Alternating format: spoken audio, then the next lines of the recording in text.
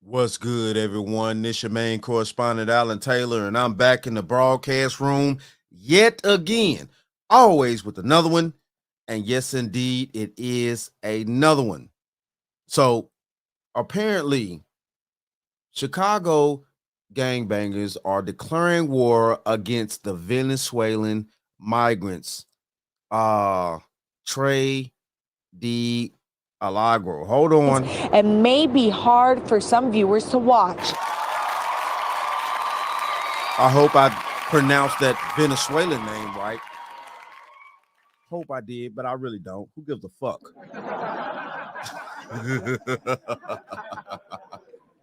No, let me keep it peaceful here. The thing of this is yes, um, we're coming to a point here, and I said this in other videos as well. Things, especially when I did my video about what's going on, the Alabama video. If you go back in my on my page, you'll see it. It's there. And yes, I clearly said that the citizens are not going to, keep tolerating things like this going on. So the thing of this is this is the gang members now, which in Alabama, those were the citizens saying that they were not going to tolerate it. But these are the gang members of Chicago, which we know Chicago's huge for its gangs. Chicago's always been a gangster town. So it is what it is here. We're going to dive off into this. Let's check this out. Quarters, nickels, and dimes, people. America has allowed gangs to enter our country. The migrants that are coming, they're taking over every block right now. The city of Chicago is going to go up in smoke. It's going to go up in flames. Gangs in Chicago are angry over the influx of migrants and criminals in their city. They say money that should be going to the African-American community on the South Side is instead going to what they call non-citizens, and warn that turf wars between Chicago's gangs and groups like Venezuela's Tren de Aragua could see Chicago, quote, go up in flames. Photographer Matt McDermott and I traveled to Chicago's South Side to see what was happening for ourselves after we heard about a police report last month that the Tren de Aragua gang had taken over an office building there. We spoke to a number of young, hardcore gang members, as well as gang elders who have retired from the life, and just regular citizens who are very much part of the community. And they're all furious at the estimated $500 million that's reportedly been funneled toward new migrants in Chicago since 2022. And they aren't happy either about what they say are Venezuelan criminal gangs that are leaving the shelters and spilling out into the South Side, into abandoned buildings. So my thing of this is yes, like I said once before, this is coming to a boiling point because listen, look, and the thing of this is that the gangs that already exist in our cities and things like that, which, we also have our own crime, and this just it. But let's revert back to a day in time, okay? When World War II popped off, the government went to the mafia to help them win the war. If you think I'm joking, things like that, look it up. It's dead serious. Lucky Luciano, all them Italian mafiosos, stuff like that. At that time in history, they were actually running the country low key. They had everything from New York all the way across to Chicago, Louisiana, all the way out to Vegas and LA. They helped them win. They helped America win the war.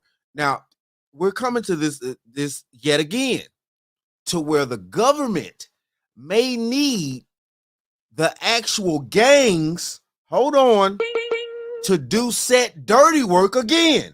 Now, let's keep it real out here.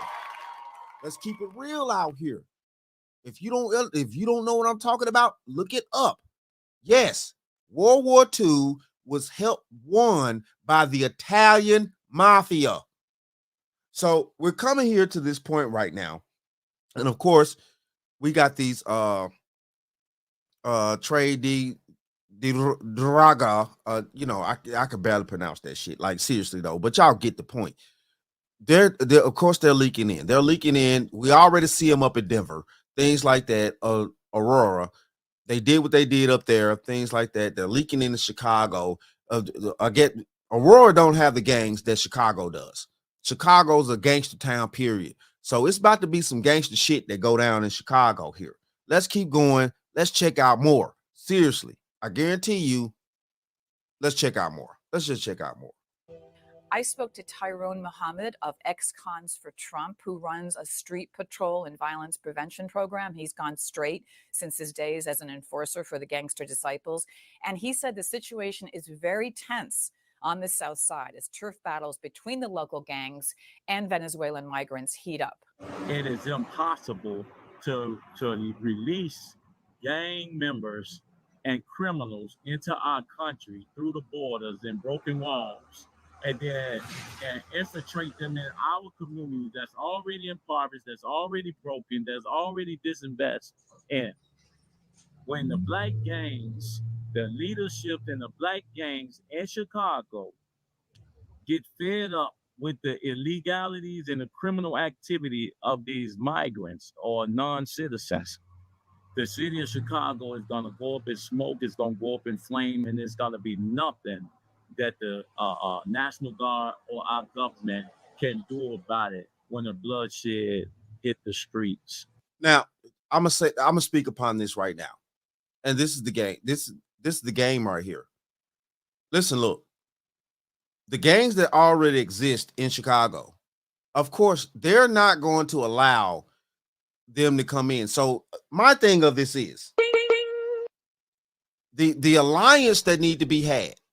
Now, I know as black people, we tend to have this this kerfuffle about, you know, the way that we think in our community about coming together about certain things. But at this point right here, I really think that it's going to be pushed to a certain degree to where even whether it be the Crips or the Bloods, Gangster Disciples, whatever name you want to put on it, I think the existing gangs that are actually born and bred in Chicago, the ones that grew up there, they're going to have to come together to defeat this these individuals that are infiltrating the situation here.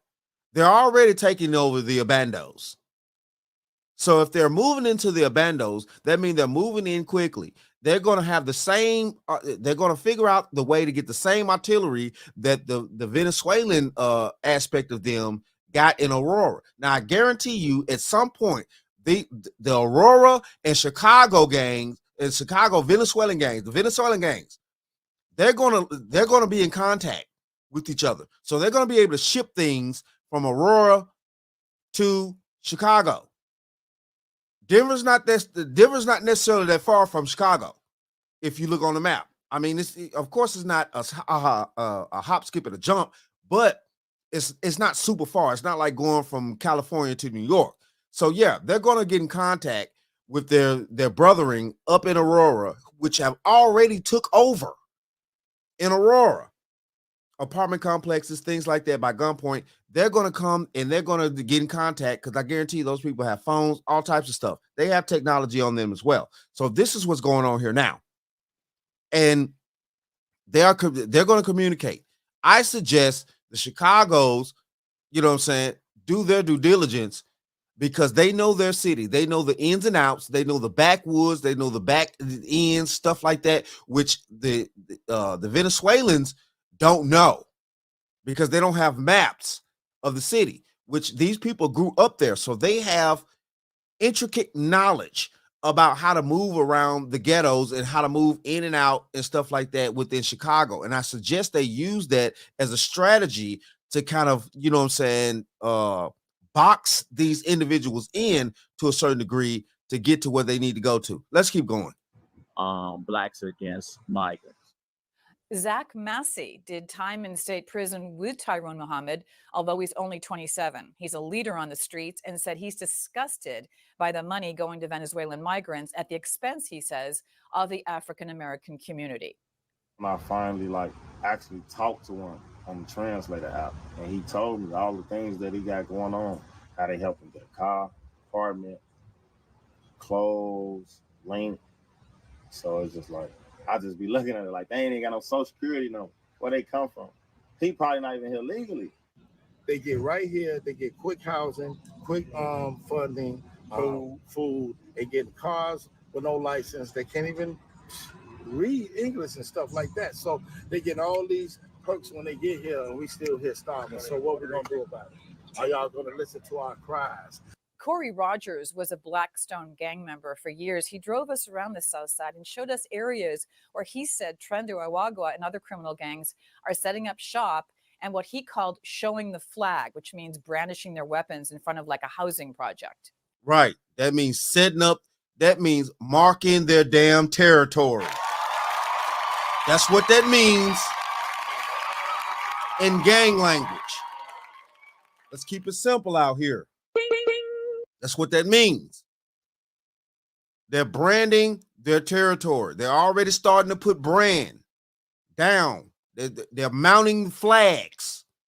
This is a serious situation. If you're coming from the mindset of the gang culture, things like that, or mafia, whatever, however you want to put it, you know, they're branding their territory. This is what's going on here. The migrants that are coming, they're taking over every block right now in this area. Right now, you don't see them because they come out at night. They said they took this courtway over probably by last week. He said it was 100 Venezuelans standing out in the front right here. Terry, is it an abandoned building? How do they just take it over? They just, when you take over something, you just stand outside, and that's called showing the flag. What kind of guns? Okay, my question is, where y'all at, Chicago? Where y'all at?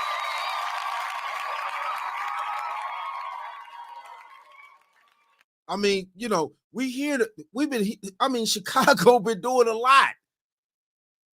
Chicago, the capital of gangs, almost, like, you know, at least one of them. Where y'all at out there? Where y'all at? Now, I'm not trying to incite anything. I'm really not. I don't want anything to pop off. But these are the factors that we're dealing with here. And we know Chicago's always been a gangster town, like I said before.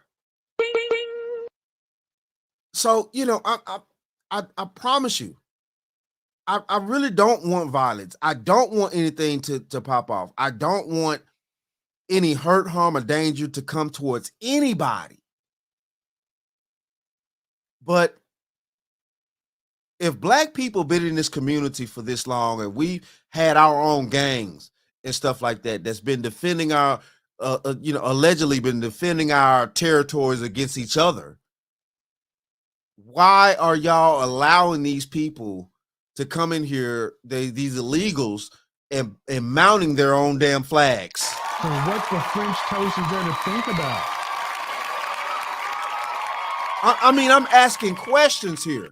I really am. I'm asking serious questions.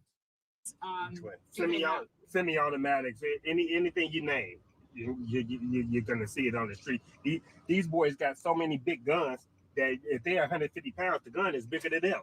I swear. But they know how to handle it, right? They know what. Tell me about the fact that they're criminals, right? This is a criminal element. These aren't just a bunch of Venezuelans that walked over the border and used to be gardeners back home, right? Right. And they come from the gangland. Right. Military age men. And we've heard this throughout, you know, all the information that we get here, the things that we do on my broadcast, other people's channels and stuff like that. It's been said clearly that these are military age young men that are crossing the border, not families.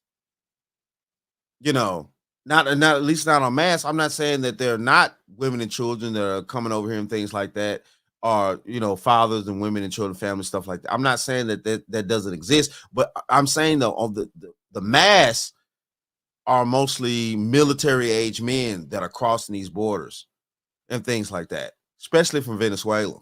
Come from rougher gangs than us. One gang member who only gave his name as David on a particularly dangerous drug dealing corner on the South Side did not hold back when he talked about the influx of criminal gangs from other countries into Chicago.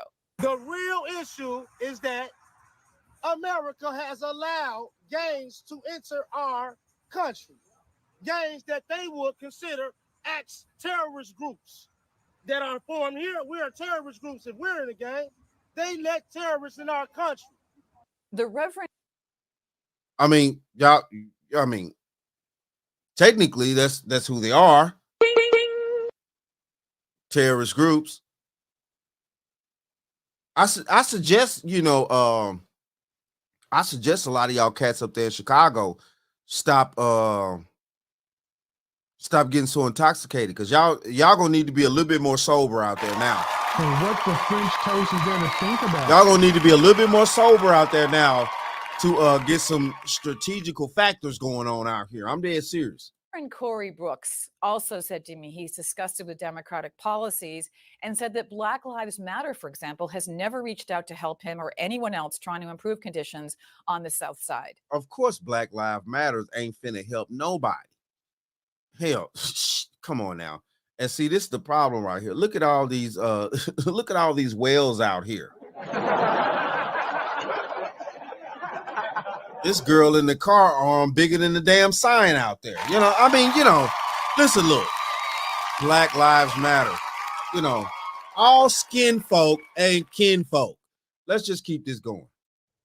Chicago is a blue city. Illinois is a blue state. There's no doubt about it that the majority of our neighborhood, they're going to continue to vote Democrat until they wake up. The good news is that there are a lot of people who are responding and waking up and saying, listen, we're not going to take this. We're not going to stand for this. We're going to vote differently. And they're now accepting some of the values that I hold dear and some of the values that the conservative Republican Party holds so dear.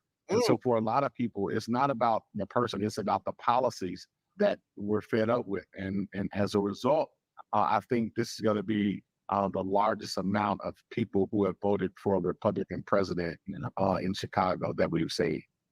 So are people really waking up?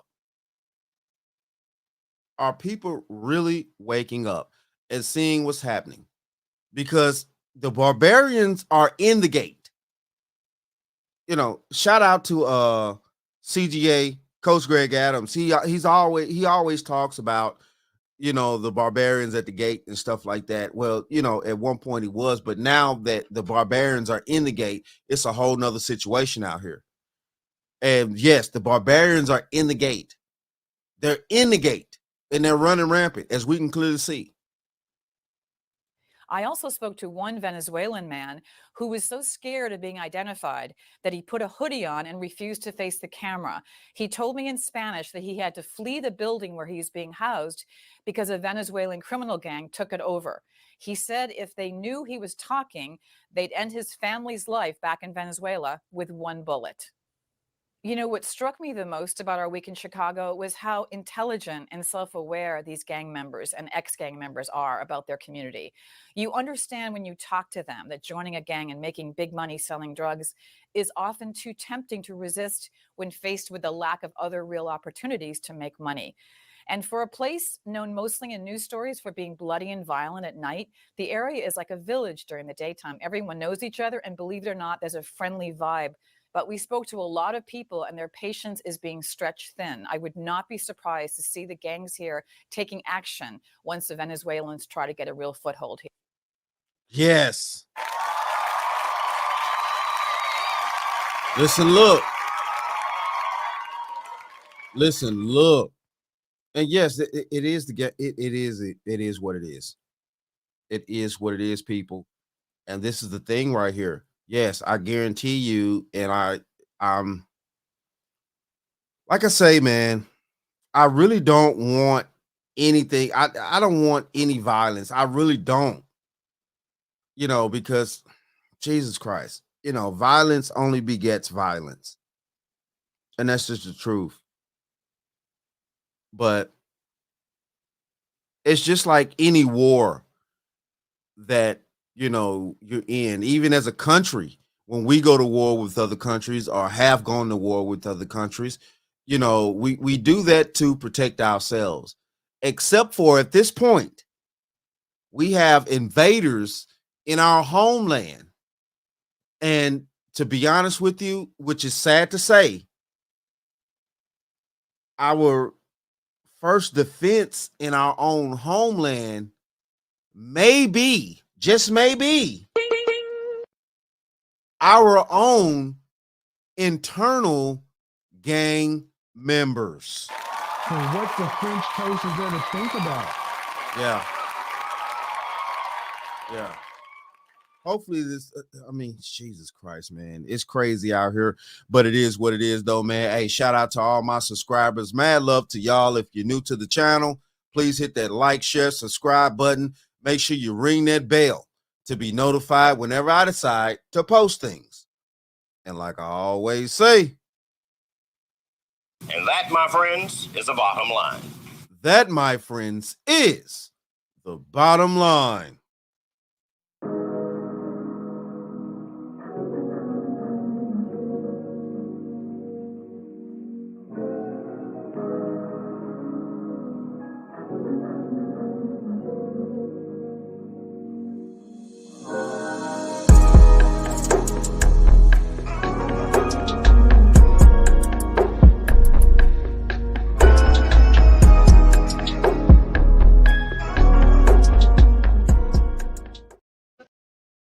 Talk about that some other time. No, I want to talk about it now. See, Fred, another reason Fred, I said we'll talk about that some other time. you don't tell me what I can talk about. You don't tell me what I can talk about in my own house. Don't you point your finger at my nose, Fred Sanford. I'll point my finger at your nose, and I'll point my foot somewhere else.